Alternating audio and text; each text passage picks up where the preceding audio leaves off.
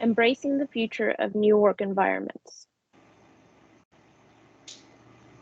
It is essential to recognize that there is a growing trend towards more flexible work arrangements driven by advancements in technology and the lessons learned during the COVID-19 pandemic.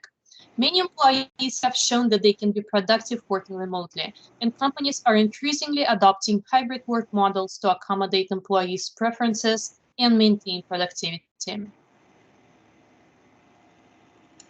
There are three work arrangements currently offered by employers: fully remote, hybrid, and fully on-site. And in this presentation, we are going to discuss advantages and disadvantages of each of these models. As COVID-19 pandemic subsided, employers are increasingly deciding to bring employees back to the office. What are the pros of working on-site?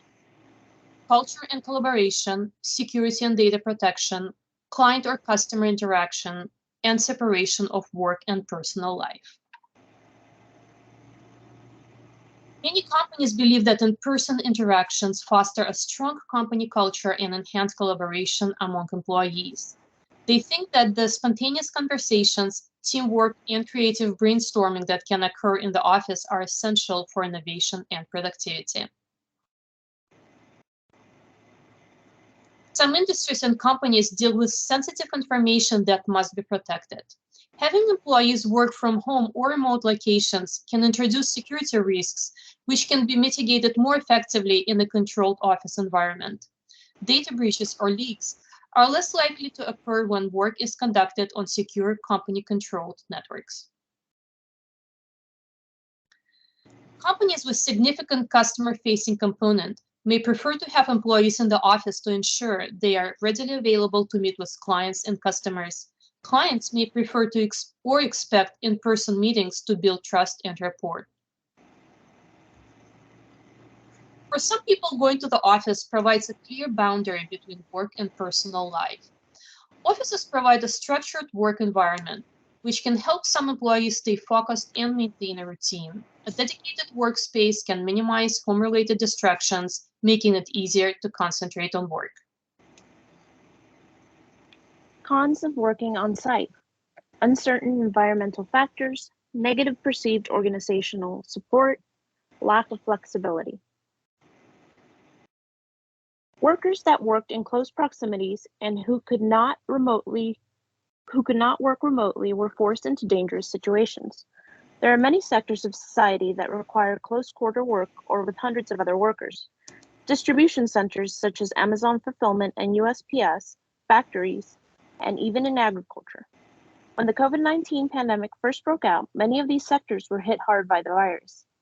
There was increased anxiety and stress regarding personal safety while at work. Unfortunately, these workers still had to go to work to survive financially and did not have the option of remote work. High mortality rates during the pandemic among key workers. Key workers are workers that had to endure working for society to continue to function. This includes meat packers, transportation workers, miners, construction workers, and manufacturers. The deadliest job that suffered higher mortality rates than healthcare workers was transportation. Uncertain health guidelines. Since the pandemic was unprecedented, those that had to be on site were essentially the guinea pigs for figuring out what health guidelines to enforce in protecting staff. So, what does uncertain environmental factors have to do with organizational behavior? Maslow's hierarchy of needs, where human needs are arranged in a pyramid starting with physiological needs, followed by safety and security needs. Uncertain environmental factors would affect the safety and security needs humans have. Mortality rates for key and non-key workers in 2020. Key workers had a higher mortality rate prior to the pandemic. The baseline mortality in the United States for key workers was 45.5 monthly deaths compared to 32 per 100,000 for non-key workers. During the start of the pandemic, key workers' mortality rate increased by 13.4 per 100,000, while for non-key workers, it only increased to 8.4 per 100,000. Looking at panel B, the excess mortality was also higher for key workers. Abusive supervision due to legitimate power, micromanaging. There is an old school mentality among some managers that believe if they can't see you, are you really working? This tends to be the thought process of managers that micromanage their workers, which is harder to do if you have remote workers. These managers tend to abuse their legitimate positional power to make themselves look better. Less autonomy. In an office setting, decisions of when you take breaks or lunch tend to be decided for you. Your manager may even decide to change what you're working on randomly. There's less choice in how you dress and what you can do in the office. Harder to balance work and home responsibilities. Have you ever had an appointment you needed to be at right after work, or a last minute change of plan that needed to happen right away? Maybe you needed to meet the lawn workers at home. This is harder to balance when you're in the office and your manager isn't as understanding about your time and what is necessary to balance it all. Longer commutes. Commuting to work is such a time suck. Say your commute is 30 minutes to get to work. Each day you're spending an hour traveling. Each week, that's 5 hours. Each year, that's 260 hours. There are 8,760 hours a year. You spend approximately 3% of your hours a year just commuting to work. Rigid work routines lead to less efficiency. In an office setting, there tends to be routines already in place, which may not jive with the remote schedule one would have followed at home. This can be distracting and can lead to lower efficiency. The pros of working from home, which include morale, efficiency, productivity, and job satisfaction.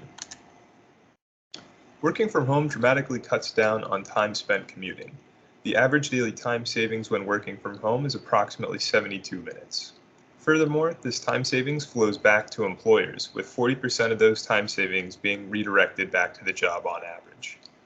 This time savings is also invested into caregiving activities and other quality of life improving tasks for employees. And another significant savings comes from the cost of commuting, where in 2022, the average annual cost was $2,740. Happiness is a state of well-being that encompasses living a good life with meaning and contentment.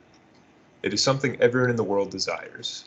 Happiness can yield immense benefits, both physical and mental, but also plays a larger role in our work.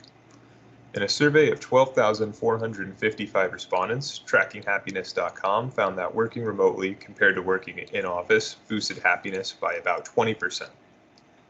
And happiness at work is also tied into effective commitment, which is the emotional attachment an employee has to their job. By increasing employee happiness and subsequently effective commitment, employee productivity will increase and the likelihood of employee turnover will decrease. In a 2023 study published by the University of Chicago, researchers found that while hours worked increased, productivity fell by about 8 to 19% when working from home. So while some may point to this and say that it's not going to work, there are still some major factors to consider. First, for some mid to smaller size companies, the cost of renting office space and providing utilities and resources in that office may outweigh the productivity losses. And second, flexibility and work-life balance are huge factors in employee retention. Studies show that the cost of replacing an employee costs anywhere between 50 to 200% of the employee's annual salary. And failing to offer hybrid or work-from-home jobs may further complicate employment as well as recruitment. When it comes to job satisfaction, the studies and data are still a little bit blurry. So it seems that most studies agree that job satisfaction generally raises with work-from-home flexibility. However, when controlling for compensation, workplace attributes, occupation, and industry, the Harvard Business School found that folks who always work from home are no more satisfied than those who never work from home. So interestingly, job satisfaction seems to follow an inverted U-shape, with the inflection point occurring when work from home exceeds 2 to 3 days per week. So this would suggest that a hybrid schedule would provide the most job satisfaction on average. Some contributing factors for why always working from home may not provide more satisfaction include isolation, lack of guidance, and collaboration.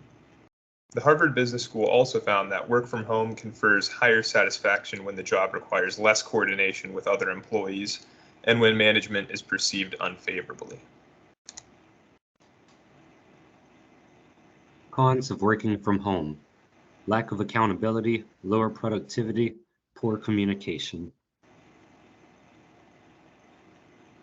On many occasions, working from home allows employees a type of freedom in the workplace they have never experienced.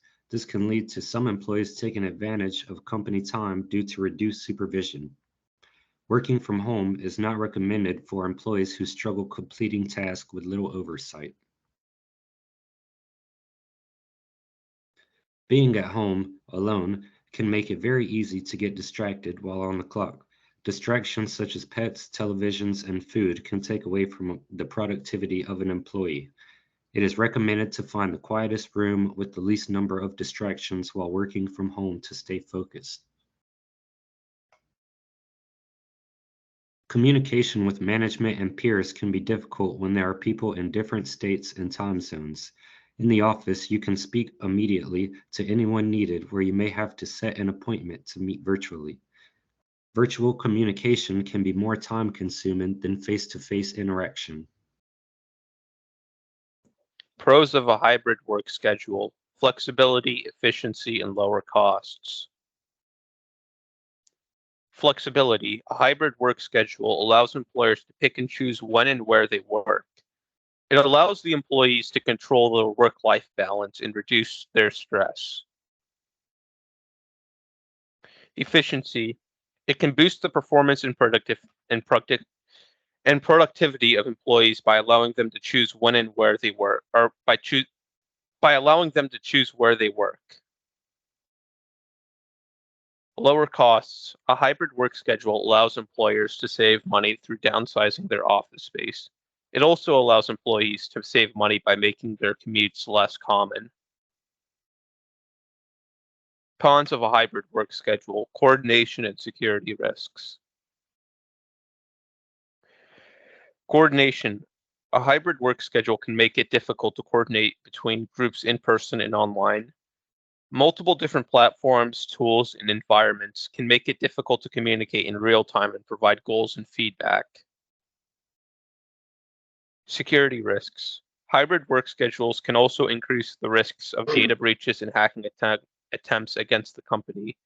Employees could use devices and networks that are infected or open shady links that could compromise sensitive information. The future has arrived, and it is hybrid. Recent data from Gallup shows that the future of work is likely to be a hybrid model. Remote work trends have transformed the workplace. In 2019, 60% of remote-capable employees worked entirely on-site, but in 2023, only 20% do so. The percentage of employees working exclusively remotely has increased from 8% in 2019 to 29% in 2023. Hybrid work, partially remote and partly on-site, has become the most common work arrangement for remote-capable employees. The alignment between employees' preferred work locations and their actual work arrangements result in a better employee experience, leading to increased engagement, reduced burnout, and lower attrition rates. 8 in 10 Fortune 500 Chief Human Resources Officers report no plans to decrease remote work flexibility in the next 12 months. Remote work is here to stay, affording many workers a better work-life balance. Employers are increasingly recognizing the benefits of remote work in their bottom lines.